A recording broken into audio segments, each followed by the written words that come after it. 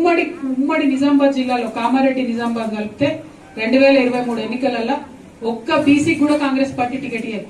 ఒకటంటే ఒక బీసీకి ఆ రోజు అది కూడా చెప్పినాం.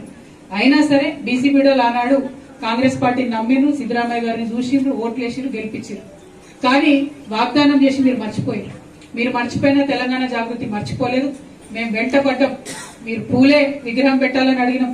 మీరు అమ్మ సావిత్రిబాయి పూలే యొక్క జన్మదినం అఫీషియల్ గా చేయాలని అడిగినాం. కామారెడ్డి డిక్లరేషన్ యథాతథంగా అమలు చేయాలని ఈ రాష్ట్రంలో ఉన్న అన్ని జిల్లా కేంద్రాలు తిరిగి రౌండ్ టేబుల్ సమావేశం పెట్టి అసలు కామారెడ్డి డిక్లరేషన్ ప్రజలు మర్చిపోకుండా చేసిందే తెలంగాణ జాగృతి సంస్థ.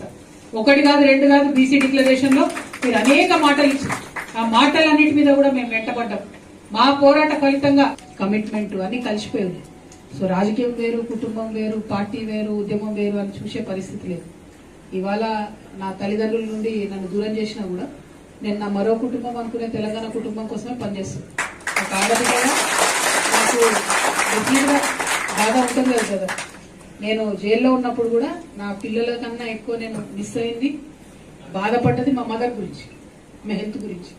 ఇప్పుడు మదర్ ఫాదర్ నుంచి నన్ను దూరం చేసి కొంతమంది శునకానందం పొందుతుండొచ్చు. కాకపోతే నాకు ఇంకో పెద్ద కుటుంబం ఉన్నది.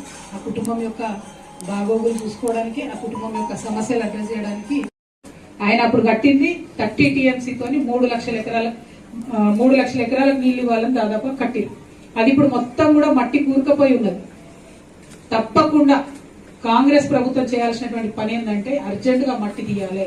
తీస్తే కాళేశ్వరం కట్టడం ఆలస్యమైనా, ఈ ప్యాకేజీలు ఆలస్యమైనా మొత్తం కామారెడ్డి జిల్లాకు కూడా సస్యశ్యామలం చేసుకునేటటువంటి ఆస్కారం ఉంటది. కాబట్టి దాన్ని తీయాలని అడుగుతున్నా. అట్లనే నిన్న నిజాం సాగర్ చూసి వచ్చినాం. మేము చాలా మంచి టూరిస్ట్ కేంద్రంగా ఉండే. ఇప్పుడు అక్కడ పశువులు మొత్తం మేసుడు తప్పితే ఉన్న పాత పార్కులన్నీ నాశనం చేసిండ్రు, గెస్ట్ హౌస్లన్నీ నాశనం చేసిండ్రు. మరి జుక్కల్ ఎమ్మెల్యే గారు ఆయన నేను అప్పుడిప్పుడు చూసిన మీడియాలో ఆయన జర చదువుకున్నాడు. మరి దాన్ని టూరిస్ట్ స్పాట్ లెక్క తయారు చేయడానికి జుక్కల్ ఎమ్మెల్యే గారు ప్రత్యేక శ్రద్ధ పెట్టినట్టయితే స్థానికులకు ఉద్యోగాలు వస్తాయి. అదే విధంగా కొంత నిజంగా ఒక్క మాట ఆలోచించాలి.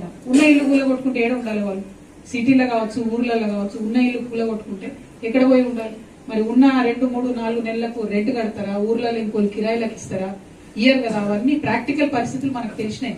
దానికి ఏదైనా ఒక ఉపాయం దయచేసి ఎమ్మెల్యే స్థాయిలోనో, ఆ ఇందిరమ్మ కమిటీలు వేసిన దగ్గరనో ఆలోచన చేసి మంచి సొల్యూషన్ వెతకాలని చెప్పి నేను డిమాండ్ చేస్తా ఉన్నాను.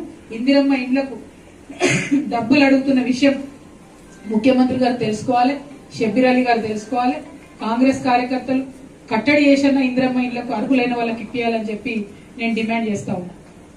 ఇక మనకు మంచి 2 పెద్ద ఆలయాలు ఉన్నాయి.